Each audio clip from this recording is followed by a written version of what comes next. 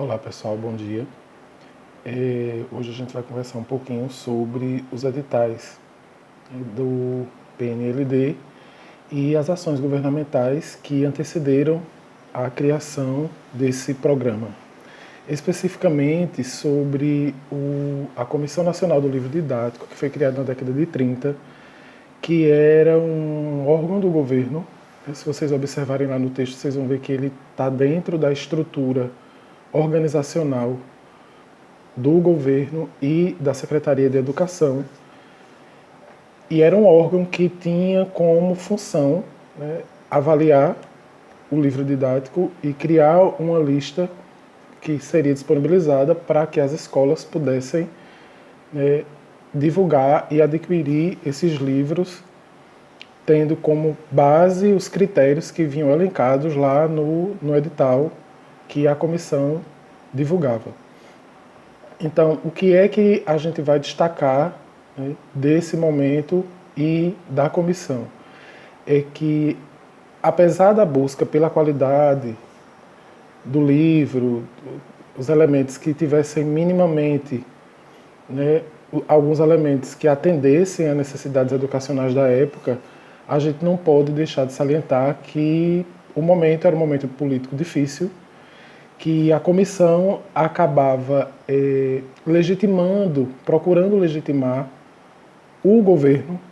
Se vocês observarem lá nos critérios de eliminação, isso fica bem claro, né, a exaltação dos ideais de governo, e os livros não poderiam conter nenhum tipo de crítica, eles não podiam criticar. Então eles selecionavam exatamente os livros que estavam alinhados ideologicamente com o governo ditatorial.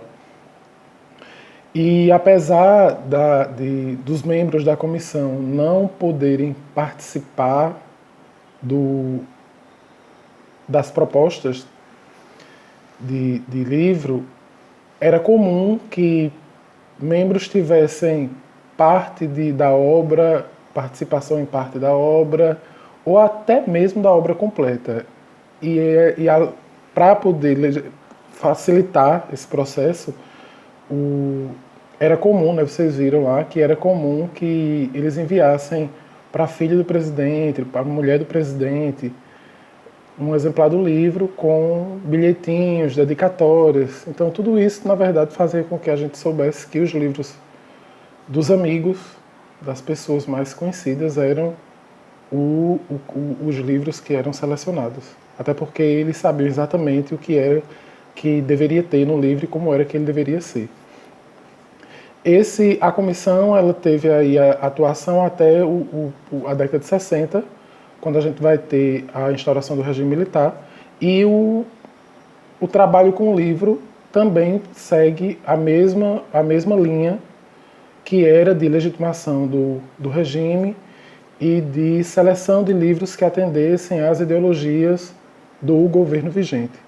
Isso só vai ser quebrado com a criação do Programa Nacional do Livro Didático, em 85, que vai romper com essa estrutura de mobilização da produção do livro para legitimar o governo, né? E a partir daí a gente vai ter uma lenta e gradual organização do programa até chegar no que a gente tem hoje. O Programa Nacional do Livro Didático, inicialmente, ele não vai comprar livro, ele vai apenas avaliar, e aos poucos ele vai começando a fazer a compra e a distribuição dos exemplares de algumas disciplinas, até hoje, né, que a gente tem ensino fundamental e médio, é atendido com todas as disciplinas, e o PNLD literário, que traz obras de literatura para a escola, para o acervo da escola e para o uso dos alunos, tá? Então, vale destacar, coloquei até para vocês, os critérios de avaliação, né? Nesse último edital, que está lá posto, né, para estar em vigor, para as obras serem escritas, ele não difere muito dos editais anteriores. Se vocês forem olhar os editais anteriores, vocês vão ver que os critérios de eliminação são praticamente os mesmos. E eu acho importante ressaltar que o pessoal tem falado ultimamente, né, muito em mídias, em redes sociais, de doutrinação ideológica, doutrinação política, escola sem partido, mas o programa do livro didático já previa isso há muito tempo, que o livro ele não pode ser alinhado ideologicamente com nenhum governo, nenhum partido, nenhuma corrente política ou social.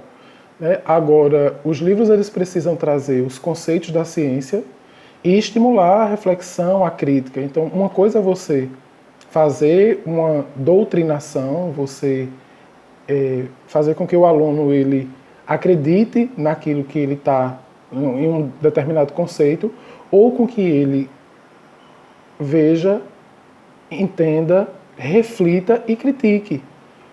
E apoie ou não apoie, e aplique, e veja como é que aquilo acontece. Então, o livro didático ele traz isso. Né?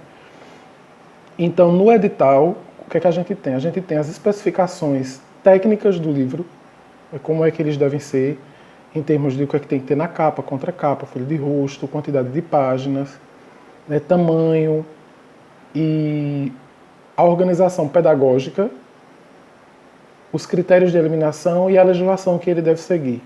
Então, você vai ter os elementos que vão tratar que o livro não pode ter nenhum tipo de discriminação de gênero, de sexo, de raça, e não pode fazer nenhuma apologia política, religiosa.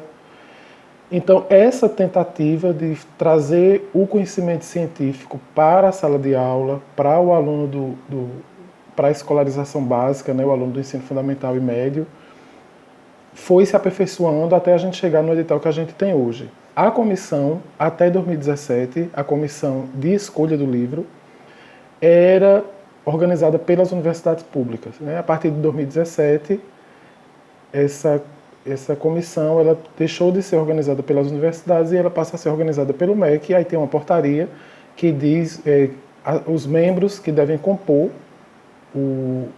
a comissão têm uma representatividade relativa, né? E eles vão escolher os livros e tentar, com aqueles critérios que vocês têm, várias fichas de avaliação no final do edital, tentar fazer com que esse livro ele seja mais próximo da ciência possível, tenha uma quantidade menor de erros conceituais e traga para o professor possibilidades de trabalho em sala de aula. O conhecimento da ciência base, só que de forma pedagógica voltada para o público.